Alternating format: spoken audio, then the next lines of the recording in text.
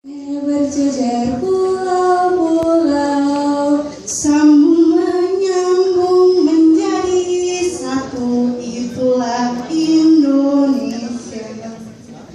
Indonesia memiliki beraneka ragam macam seni dan budaya. Namun sayangnya, dampak negatif dari globalisasi menyebabkan degradasi moral pada generasi muda. Akibat dari dampak negatif tersebut, banyak manusia yang menyalahgunakan kemajuan teknologi, sehingga banyak masyarakat yang menggunakan bahan kimia sebagai pewarna alam dalam pembuatan batik. Batik merupakan warisan budaya Indonesia. Bahkan menurut Bu Nadiem mengutarakan bahwa batik merupakan simbol kebesaran dari suatu kerajaan.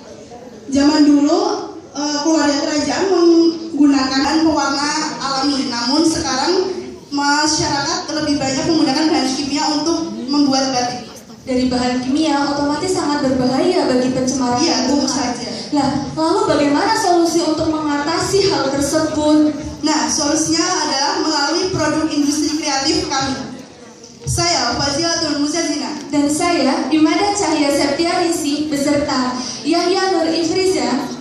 Kami dari jurusan Sejarah Universitas Negeri Semarang dengan bangga mempersembahkan Bobo Java, boneka dan bocoran Sentral Java dengan metode marketing 4P sebagai upaya meningkatkan industri kreatif di Jawa Tengah. Assalamualaikum warahmatullahi wabarakatuh. Nah, dari latar belakang yang sudah kami utarakan tadi, dapat dirumuskan masalah yang pertama adalah penggunaan bahan kimia yang dilakukan oleh masyarakat mengakibatkan pencemaran lingkungan. Pada tahun 1996 sebenarnya sudah dilarang penggunaan bahan-bahan kimia. Menurut Dr. Edia, beliau mengutarakan dalam opini di Kedaulatan Rakyat yang terbit pada tanggal 21 April 2013 mengutarakan bahwa untuk lebih amannya seharusnya para masyarakat itu maupun abiotik dari masa sekarang ataupun masa yang akan datang. Lalu yang kedua, dari data Bapeda Jawa Tengah yang sudah kami dapatkan, sebanyak 6,7% impor produk di Jawa Tengah itu naik, sedangkan daya saing ekonomi menurun. Oleh sebab itu, produk yang kami buat yaitu Bobo Java memiliki tujuan untuk meningkatkan dan mengembangkan industri kreatif di Jawa Tengah, sehingga ekonomi di Indonesia dapat bersaing di kancah internasional. Pesan ini adalah yang pertama, perencanaan. Perencanaan meliputi persiapan, kemudian merumuskan dan memecahkan masalah, dan yang kedua adalah pelaksanaan. Pelaksanaan terdiri dari pembuatan Bobo Java. Namun sebelumnya kami menjalin mitra kerjasama dengan pengusaha batik Eco Green di Semarang untuk mengkombinasikan Bobo Java tersebut. Kemudian yang ketiga adalah tahap evaluasi. Tahap ini merupakan analisis kekurangan dan kelebihan terkait dengan Bobo Java, sehingga produksi yang akan datang bisa lebih diperbaiki. Sedangkan analisis dalam penulisan kami menggunakan deskriptif kualitatif. Inilah kerangka berpikir penulisan kami. Jadi Jepang kan negara pembuat boneka danbo dan Indonesia memiliki batik. Boneka danbo yang terbuat dari kertas dan batik yang terbuat dari kain itu kami coba inovasikan untuk menjadi danbo kayu batik. Dan di dalamnya juga kami menjelaskan proses pembuatannya sehingga menghasilkan produk industri kreatif. Kami pasarkan menggunakan metode marketing mix 4P, lalu kami bisa berharap produk kami bisa meningkatkan nilai jual industri kreatif di Jawa Tengah. Kemudian untuk meningkatkan industri kreatif, Bobo Java yang kami buat harganya tidak terlalu mahal. Biaya satu unit Bobo Java sebesar 18.320 dengan harga jual 30.000. Dan kami menggunakan perhitungan break even point untuk memperoleh titik impas, sehingga kami mendapatkan keuntungan sebesar Rp11.600 dari bahan-bahan baku sebanyak dari biaya bahan baku sebanyak 879.000 dan biaya penunjangnya 782.500. Setelah kami tentukan harga, lalu kami menggunakan metode marketing for fee sebagai pemasaran. Yang pertama produk. Bisa dilihat bahwa produk kami memiliki keunikan. Yang pertama adalah terbuat dari kayu yang awet, dan yang kedua pastinya menggunakan pewarna alam yang tidak merusak lingkungan. Yang ketiga adalah keunikan dari produk kami ini adalah corak. Corak ini adalah corak sentra Java yang mencerminkan kebudayaan dari Jawa Tengah. Dan lebih uniknya lagi di bagian tengah badan ini kami inovasikan, kami munculkan sebuah ikon-ikon dan bangunan-bangunan bersejarah di Jawa Tengah. Jadi selain konsumen bisa menikmati keunikan dari produk kami, konsumen juga bisa mengetahui sejarah dan kebudayaan dari Jawa Tengah. Lalu yang kedua, price. Harga yang kami tawarkan cukup relatif menarik bagi para konsumen. Jadi tadi sudah diutarakan bahwa harga sebesar 30.000 dan mendapat diskon 20% untuk syarat-syarat yang sudah ditentukan. Lalu yang ketiga adalah promotion. Jadi kami mempromosikan melalui offline maupun online dan kami melayani delivery order. Selanjutnya adalah tempat pemasaran. Untuk sementara kami memasarkan di galeri-galeri shop terdekat. Dan sejauh ini, alhamdulillah produk kami sudah berhasil terjual sebanyak 68 produk, yaitu di salah satu UKM Universitas Negeri Semarang bernama Riptek. Dan yang selanjutnya adalah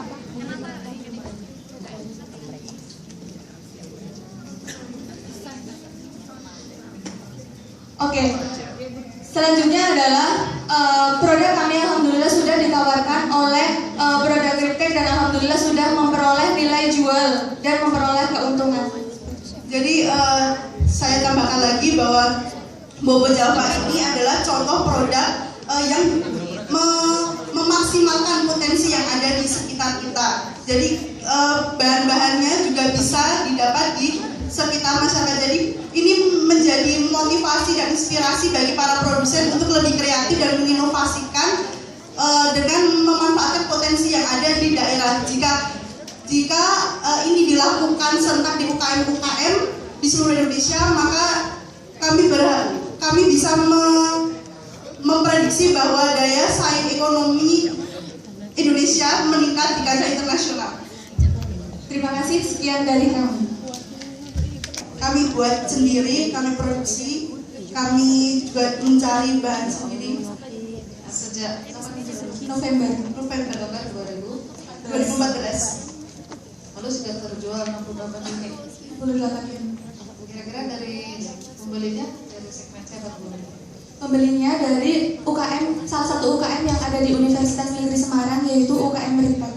Dan perlu diketahui juga sebelum kami berangkat ke sini, ada beberapa tempat yang sudah memesan ya untuk dijadikan kado ulang tahun seperti ini. Kemudian inovasi dari produk Bobo Java sendiri tidak berhenti di plakat. Kebetulan yang kami bawa semacam plakat, namun juga untuk kedepannya bisa diinovasikan lagi sebagai gantungan kunci, bingkai atau yang lain sesuai permintaan dari konsumen. Bonekanya itu memang seperti itu desain bonekanya seperti itu. Ya, kami mengambil desain boneka Danbo karena melihat dan menyesuaikan generasi sekarang lebih cenderung istilahnya sedang gila atau sedang booming dengan boneka Danbo yang berasal dari Jepang. Oleh sebab itu kami menyesuaikan generasi muda, menyesuaikan minat dari generasi muda, dan dari Bobo Java ini tidak meninggalkan unsur dan budaya asli yang ada di Indonesia. Jadi satu boneka itu biaya produksinya tadi berapa? 18.000.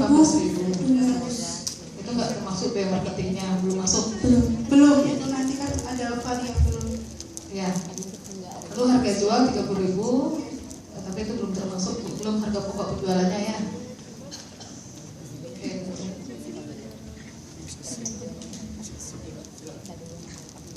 Baik, saya juga ikut nimbrung ya. ini kan lebih kepada produksi ya. Nah, yang ingin saya tanyakan ini bentuk kepemilikannya seperti apa? Baik, terima kasih. Mengenai bentuk kepemilikan, kami mempunyai logo yaitu 2 strip bow.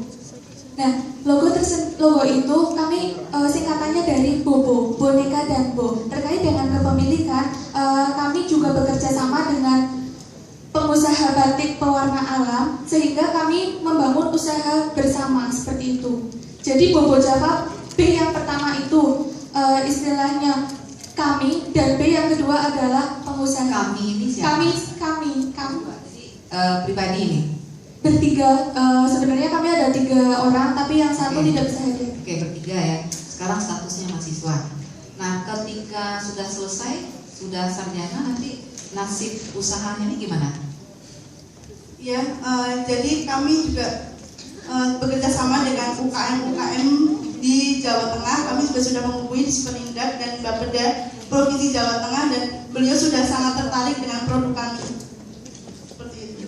Enggak, nanti maksudnya ketika udah sarjana, apakah meneruskan usaha ini atau bekerja di ini kan prodinya prodi sejarah ya. Nah, terus kalau ketika nanti sudah sarjana bekerja tempat lain, ini nanti apakah akan dilimpahkan ke dinas UKM-nya atau menjadi barang paten di perguruan tingginya, atau karena keberlanjutan setiap usaha itu mesti dipikirkan keberlanjutannya, karena kita nggak mau sampai di sini aja levelnya kan, kita mau kalau bisa masuk ke mancanegara. Baik, terima kasih. Maksud kami adalah setelah kami lulus produk ini, kami bekerja sama dengan UKM, jadi kami tetap mengawasi. Selain itu, tujuannya adalah untuk membuka lapangan pekerjaan bagi kalangan-kalangan di Indonesia. Jadi produk ini terus berkembang. Jadi kami tetap mengawasi seperti itu. Berarti tidak ada kepemilikan. Kepemilikan yang tadi kami sampaikan bahwa itu logonya 2 bow. Yang pertama adalah B yang pertama adalah bukan. Jadi kepemilikan itu adalah status organisasi perusahaan. Nah. Perusahaannya tidak ada, Bu. Kami membangun dari awal. Ada perusahaan. Pewarna Harus ada organisasinya. Terutama itu perlu ketika ada peminjaman modal nanti, atau ada mau ke lapangan atau mau kerjasama. Itu mereka nggak mau dengan individu, ini nggak mau. Mereka masih ada legalisasinya, harus ada. Jadi itu juga harus dipikirkan. Jadi walaupun nanti sarjana mau kerja di instansi lain, nah ini apakah nanti akan diserahkan kepada satu perusahaan yang dihandle mungkin oleh saudara, oleh adik, oleh kakak atau saudaranya. Nah itu mesti dipikirkan juga sustainability dari usaha ini. Ya, terima kasih. Baik, terima kasih atas tanggapan, pertanyaan serta masukan. Sekian dari kami. Bobo Java, dahsyat luar biasa.